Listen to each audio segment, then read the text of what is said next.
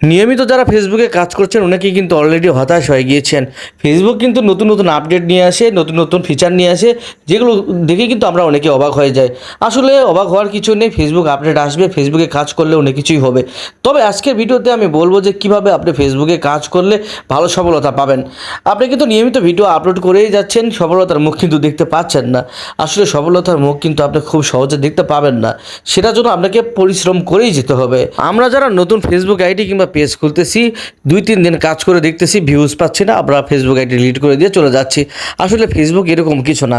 অনেকেই কিন্তু 1 বছর কাজ করেও সফলতা পায় না, আবার অনেকেই 2-3 দিন কাজ করেও সফলতা পায়, আবার অনেকে 6 মাস কাজ করেও সফলতা পায়। সফলতা কখন এসে ধরা দিবে আপনি কখনো টের পাবেন না। এই জন্য আপনাদের যে কাজ করতে হবে, প্রত্যেক দিন ভিডিও আপলোড করতে হবে এবং কোয়ালিফাইড ভিডিও আপলোড করতে হবে।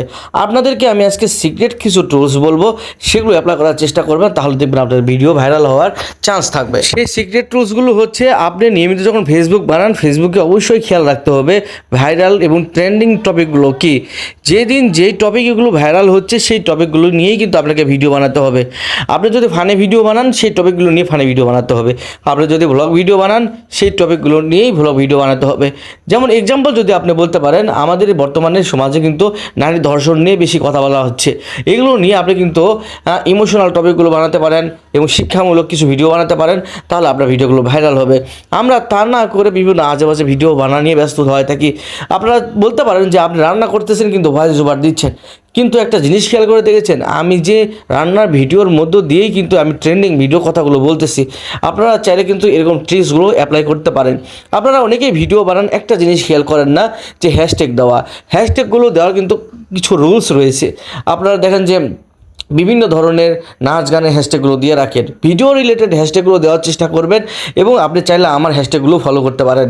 এই নিয়মে যদি আপনি নিয়মিত হ্যাশট্যাগুলো দিতে পারেন, তাহলে দেখবেন যে আপনার ভিডিওগুলো ভিউজ হওয়ার আশঙ্কা বেশি থাকে। এইভাবে যদি আপনি নিয়মিত কাজ করতে পারেন, আরও কিছু কাজ রয়েছে, সেগুলো আমি বলে দিচ্ছি। Video colour grading. আপনি যদি ভিডিও কালার গ্রেডিং সম্পর্কে না জানেন, তাহলে ইউটিউব থেকে কালার গ্রেডিং শিখে নেবেন। ভিডিও রিলেটেড যে কালার দরকার, সেই কালার ইফেক্ট এগুলো ইউজ করার চেষ্টা করবেন, আর ভিডিও কোয়ালিটিটা ভালো রাখার চেষ্টা করবেন। আরেকটা জিনিস খেয়াল রাখতে হবে, ভিডিওতে যেন কোনো নয়েজ না থাকে। যে ভিডিওগুলোতে নয়েজ থাকে, সেই ভিডিওগুলো কিন্তু মানুষ দেখার চেষ্টা করবেও না, আপনি চাইলেও মানুষ দেখবে না। কারণ মানুষ চাই যে ক্লিয়ার ভিডিও। এই ক্লিয়ার ভিডিওগুলো দেখলে মানুষ বুঝবে যে আপনার ভিডিওকে ক্লিয়ার এবং কোয়ালিফাইড এবং ভিডিওগুলো বোঝা যাচ্ছে।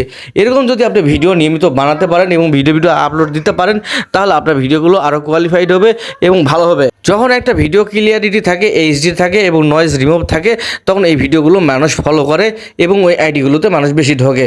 তখন দেখা যায় যে আপনার ভিডিওতে এঙ্গেজমেন্ট, ফলো সব কিছু বেড়ে যায়, খুব দ্রুত আপনি মনিটাইজেশন পেয়ে যান, সেখান থেকে খুব ইজিলি ইনকাম করতে পারেন।